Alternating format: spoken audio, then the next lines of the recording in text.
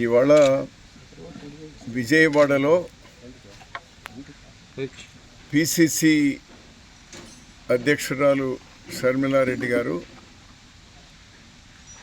ఇతర కాంగ్రెస్ సీనియర్ లీడర్లు, NSA, youth Congress, నిరుద్యోగ యువకులు చలో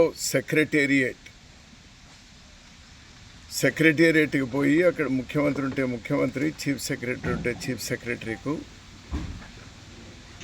ఒక మెమొరాండం ఇవ్వడానికి ప్రయత్నం చేస్తే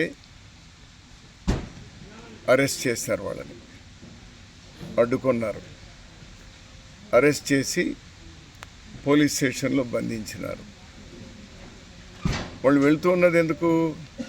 వాళ్ళు ఏమైనా బాంబులు తీసుకెళ్తున్నారా, లేకపోతే గడపాలు తీసుకెళ్తున్నారా, లేకపోతే భవనాలు కూల్చడానికి వెళ్తూ ఉన్నారా?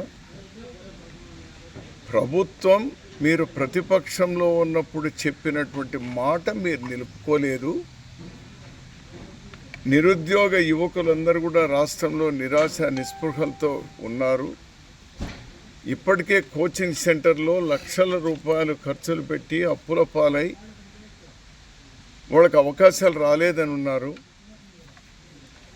మీరు ప్రతి జనవరి 1వ తేదీ రావడం ఎంత సత్యమో, అదే జనవరి 1వ తేదీన జాబ్ క్యాలెండర్ను ఏ సంవత్సరానికి ఆ సంవత్సరం ఉన్న ఖాళీలన్నీ భర్తీ చేస్తామని చెప్పినారు.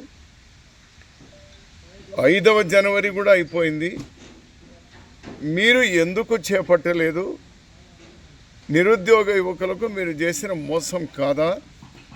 ఇప్పటికైనా ఏ విధంగా మీరు న్యాయం చేయగలుగుతారు?